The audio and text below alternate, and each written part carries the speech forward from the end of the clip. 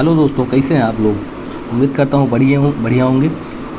दोस्तों, नए दिन पर एक नए एक्ट के साथ मिलते हैं हम लोग। मिले हैं आज इसको अच्छे से देखेंगे कि कैसे बेयर एक्ट को कमांड करें। ठीक है, तो आज एक नया बेयर एक्ट है आपके सामने, हिंदू मैरिज एक्ट। ऊपर देख सकते हैं स्क्रीन पे, हिंदू मैरिज एक्ट 1955 है भैया ये। इसमें कुल मिलाकर 6 अध्याय हैं और पता ये फैमिली लॉ का पार्ट है। फैमिली लॉ में कुल मिलाकर जैसे एक तो हिंदू लॉ होता है, एक तो मुस्लिम लॉ होता है। ठीक है, तो हिंदू लॉ में कम से कम 4 वो हैं, मतलब एक्ट हैं। ठीक है, फैमिली लॉ में 4 एक्ट्स हैं। देखिए, एक हिंदू विवाह अधिनियम 1955 है और हिंदू उत्तराधिकार अधिनियम 1956 है। फिर हिंदू अप्राप्तवय एवं संरक्षकता अधिनियम 1956 है। फिर हिंदू दत्तक भरण पोषण अधिनियम 1956 है। ठीक है, तो सबसे पहले हम लोग हिंदू मैरिज एक्ट पढ़ेंगे। तो हिंदू मैरिज एक्ट में मतलब हिंदू विवाह अधिनियम में कुल मिलाकर 6 अध्याय हैं और 30 धाराएँ हैं भैया। ठीक है, कितने हैं तो कुल मिलाकर 6 चैप्टर्स हैं और 30 सेक्शंस हैं। ठीक है, तो ये आप देख लीजिए। पहला अध्याय है प्रारंभिक, दूसरा है हिंदू विवाह, ठीक है, और तीसरा है दाम्पत्य अधिकारों का प्रत्यास्थापन और न्यायिक पृथक्करण। इसमें 5 से लेकर 8 तक सेक्शंस है दूसरे अध्याय में। तीसरे अध्याय में है 9 और 10।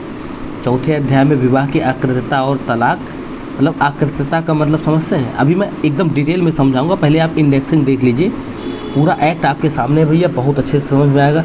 प्लीज़ वीडियो पे बने रहें और पढ़ने का मन हो, अगर आप सीखना चाहते हैं तो भैया मुझे नहीं लगता कि एक स्टूडेंट से बेहतर आपको कोई समझा सकता है। और मैं चूँकि स्टूडेंट हूँ तो समझता हूँ कि आप लोगों को क्या प्रॉब्लम हो सकती है। ठीक है, तो देखिए भैया, ये चैप्टर 4 है विवाह की आकृत्यता और तलाक। आकृत्यता मतलब नलिटी यानी ख़त्म हो जाना, मतलब शून्य हो जाना, उसको अकृत हो जाना।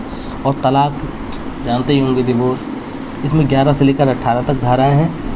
और अध्याय 5 है क्षेत्राधिकार और प्रक्रिया, कि क्षेत्राधिकार किसका है, प्रक्रिया क्या होगी। 19 से लेकर 28 का तक है इसमें भैया। ठीक है, और 6वां अध्याय है व्यावृत्तियाँ और निरसन, 29-30, इसमें 2 सेक्शंस हैं। एक बार आप फिर से देख लीजिए। कुल मिलाकर 6 अध्याय हैं और 30 धाराएँ हैं। ठीक है, और पहला अध्याय प्रारंभिक, जैसा कि हर एक्ट में होता है। दूसरा है हिंदू विवाह। तीसरा है दाम्पत्य अधिकारों का प्रत्यास्थापन और न्यायिक पृथक्करण, यानी कि इसमें तीसरे अध्याय का इंग्लिश है restitution of conjugal rights and judicial separation. ठीक है, और चौथा है विवाह की आकृत्यता, 5वां क्षेत्राधिकार और 6वां है व्यावृत्ति। तो भैया ये रहा। अब चलिए इंडेक्स पे आते हैं सीधे। ठीक है, ये इंडेक्स देख लीजिए कि किसमें क्या है। अध्याय 1 में कुल मिलाकर 4 सेक्शंस हैं, वो आपके सामने है। ठीक है, देखिए भैया, पहला सेक्शन है संक्षिप्त नाम और विस्तार, जो कि हर अधिनियम का होता है लगभग।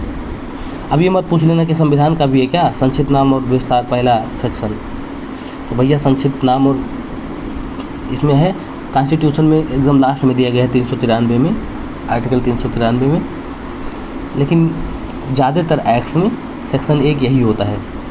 ठीक है, और दूसरा सेक्शन है अधिनियम का लागू होना, मतलब अधिनियम कब लागू होता है। और तीसरा है परिभाषाएं, कुछ डिफरेंशिएशन क्लॉज दिए गए हैं। भैया एक सेक्शन में डिटेल में बताऊंगा, पहले इंडेक्सिंग तो आप लोग देख लीजिए, थोड़ा परिचित हो जाइए कि ये है क्या। अब चौथा सेक्शन देखिए क्या है, यह अधिनियमों का सर्वोपरि प्रभाव, मतलब कहीं और कुछ भी होते हुए भी इस अधिनियम का सर्वोपरि प्रभाव होगा, ये सब है। अब ये इंडेक्स खाली बता रहा हूँ कि क्या है, किस अध्याय में कितने सेक्शन हैं और सेक्शन का नाम क्या है। ठीक है, तो ये और डायरेक्ट बेयर एक्ट से पढ़ाता हूँ भैया, मैं पढ़ता हूँ भी बेयर एक्ट से। ये तो इधर उधर का परपंच ये सब कुछ नहीं भैया। अब चैप्टर 2 आप लोग देख लीजिए। ठीक है, चैप्टर 2 है हिंदू विवाह। अब हिंदू विवाह में कुल मिलाकर 4 सेक्शंस हैं, 5, 6, 7, 8। ठीक है, ये 4 सेक्शन है। 5वां है सेक्शन 5 है हिंदू विवाह के लिए शर्तें। मतलब हिंदू विवाह के लिए कौन कौन सी शर्तें होंगी, विवाह में अभिभावकता, हिंदू विवाह के लिए संस्कार, ठीक है।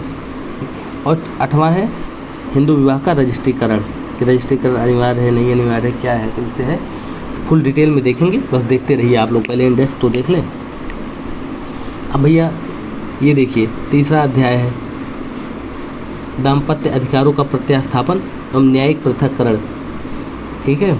तो इसमें है कि दाम्पत्य अधिकारों का प्रत्यास्थापन, रेस्टिट्यूशन ऑफ कंजुगल राइट्स है।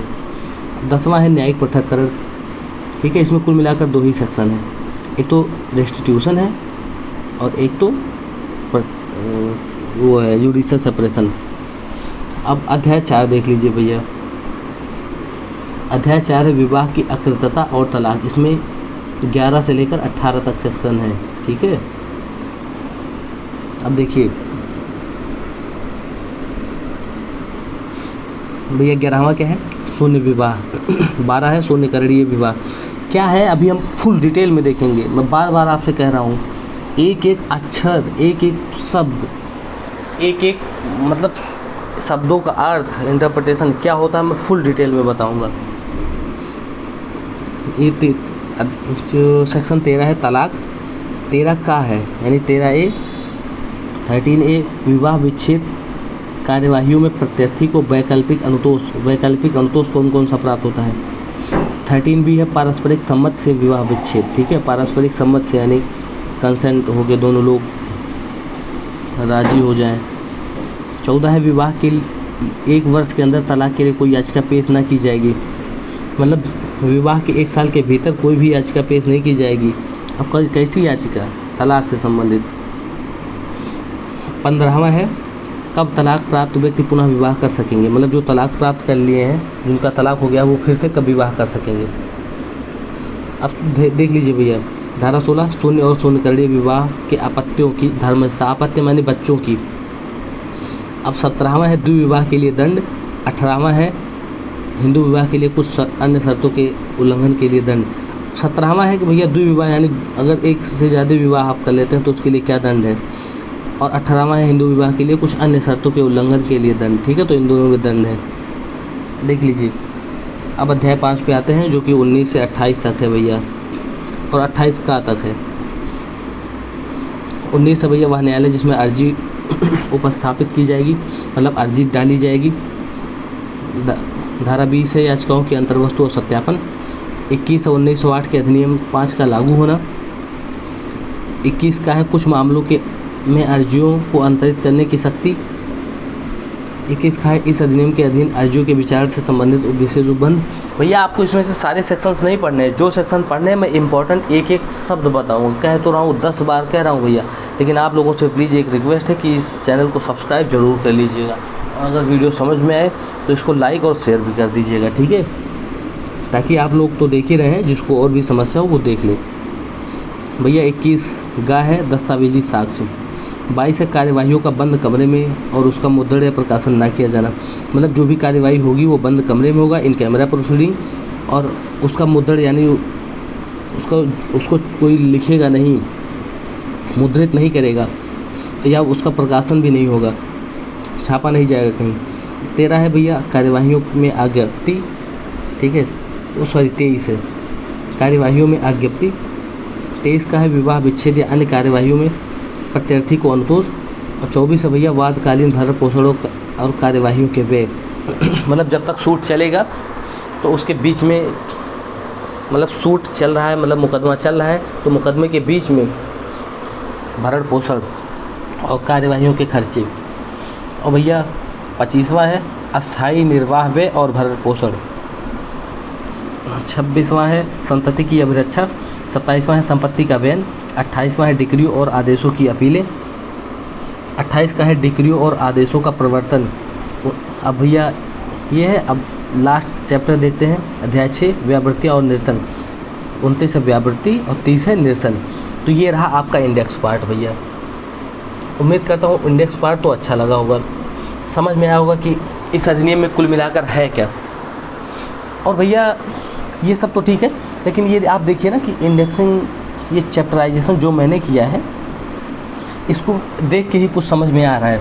एक तो प्रारंभिक है जो हर अधिनियम का होता है, फिर हिंदू विवाह के बारे में बताया गया है, फिर दाम्पत्य अधिकारों का प्रतिस्थापन और न्यायिक पृथक्करण है कि जो जोड़े हैं वो जब अलग रहने लगे तो उनका प्रतिस्थापन है, रेस्टिट्यूशन, मतलब उनको कोर्ट कहेगी कि आइए आप लोग साथ रहिए। और न्यायिक पृथक्करण यानी जुडिशियल सेपरेशन, अगर रेस्टिट्यूशन नहीं हो पा रहा है तो जुडिशियल सेपरेशन होगा, न्यायिक पृथक्करण होगा, अलगाव होगा, उनका तलाक किया जाएगा। अब उसके बाद चौथा चैप्टर देखिए, विवाह की अकृतता और तलाक। अकृतता मतलब अकृत हो जाना, मतलब वो चालू ना रहना, विवाह का कंटिन्यू ना रहना, ठीक है। जैसे विवाह हो कुछ समय कंटिन्यू रहे, उसके बाद कंटिन्यू ना रहे, मतलब ख़त्म हो जाए। तो विवाह की अकृतता और तलाक। अकृतता में ये भी आ सकता है कि जैसे मान लीजिए कि स्टार्टिंग से ही अकृत था, मान लीजिए किसी प्रोहिबिट रिलेशन में, प्रोहिबिट माने निषिद्ध, यानी कि जिस रिलेशन में मना किया गया हो शादी करने के लिए, उसमें आप लोग शादी कर लें तो ये अकृत हो जाएगा विवाह। और तलाक, ठीक है। तो अकृतता और तलाक के बारे में बताया गया है। और पांचवा चैप्टर है क्षेत्राधिकार और प्रक्रिया, कि क्षेत्राधिकार किसका होगा और प्रक्रिया क्या होगी, ठीक है। और छठवां है व्यावृत्तियाँ, जो कि हर उसमें रहती है एक्ट में, और निरसन भी है। तो ये बड़ा इजी एक्ट है भाई, पढ़ते हैं अच्छे से समझ में आएगा। आप लोग ध्यान रखिए और वीडियो को कंटिन्यू रखिएगा, ठीक है। चलिए, जय हिंद। और भैया प्लीज़ चैनल को सब्सक्राइब ज़रूर कर लीजिए। Take care.